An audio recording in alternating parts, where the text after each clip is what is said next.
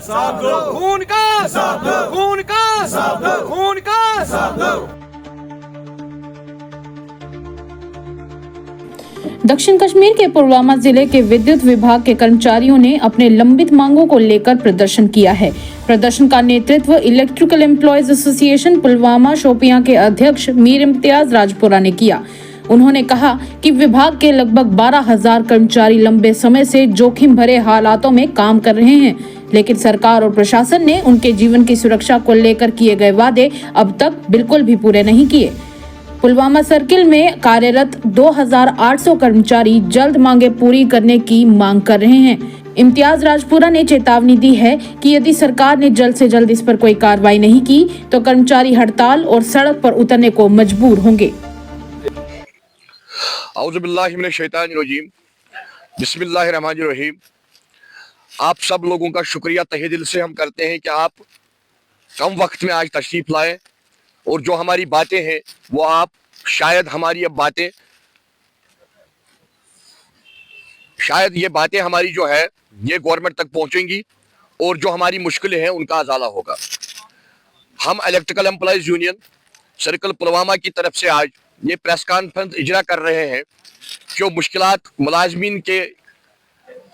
मुलाजमीन को पेश आ रही है, जो कि बारहा हमने रिपोर्ट करी लेकिन आज तक इन चीजों का अजाला नहीं हुआ। आज फिर से जो मौत और हयात के कश्मकश में हमारा एक लाइनमैन अनंतनाग का था वो आज चल बसा। अल्लाह ताला उनको मगफिरत करे और जितने भी हमारे अभी तक गए हैं उनको भी अल्लाह ताला मगफिरत करे। लेकिन शायद गवर्नमेंट ये नहीं देख रही है कि कितनी जानें अब तक जाया हो रही है। बारहा हमने गवर्नमेंट से कहा लेकिन आज तक कोई कंपनसेशन उनके बारे में नहीं दिया गया। हमारा एक वेलफेयर फंड जो कि अभी तक चीफ ऑफिस में पड़ा हुआ है, जो कि लाखों में नहीं करोड़ों में है, लेकिन आज तक उसका हिसाब नहीं दिया गया।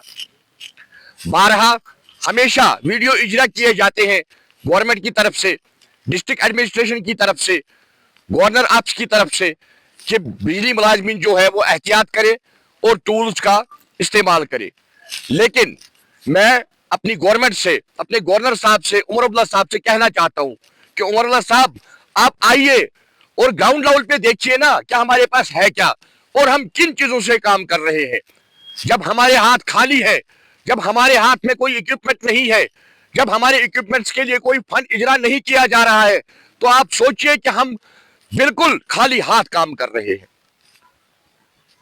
जो हमारी प्रमोशन जो अब तक लटकी हुई है चीफ ऑफिस में, जो कि हमारी प्रमोशन चीफ साहब एमडी साहब के हाथ में है, आज तक वो नहीं की गई।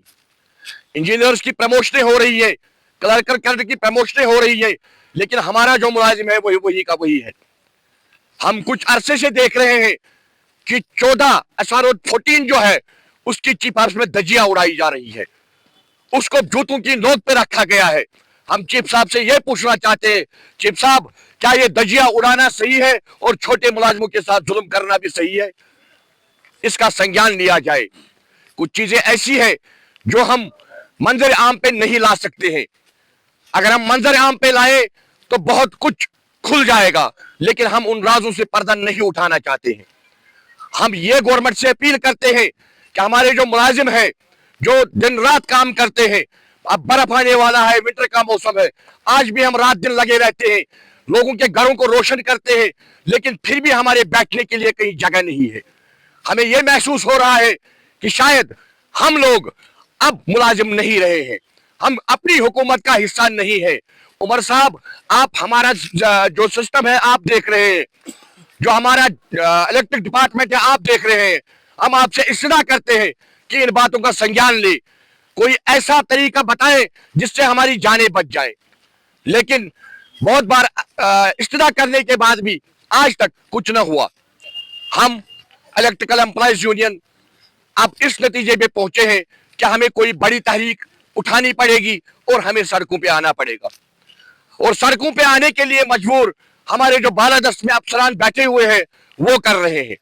और जल्द अज जल्द हम अपने जो हमारे सेंट्रल प्रेसिडेंट है नासिर अहमद भट्ट साहब से भी अपील करते हैं, जो Jammu Kashmir electrical employees union के हेड है, उनसे भी अपील करते हैं दर्दमंदाना अपील करते हैं कि नासिर साहब अब ऐसा कोई कदम उठाइए जिससे हमारी जानें बच सके और जो हमारे भाई रोज बरोज मुल्क में अजल हो रहे हैं या नाचेजा हो रहे हैं वो किसी तरीके से बच जाए। ये सैलाब जो अब आने वाला है, जो सड़कों पे उतरने वाला है, उसके सारे जिम्मेदार हमारे अफसरान होंगे जो एसी के कमरों में बैठे हुए हैं। बाकी बस। पुलवामा से इरशाद रेशी की रिपोर्ट।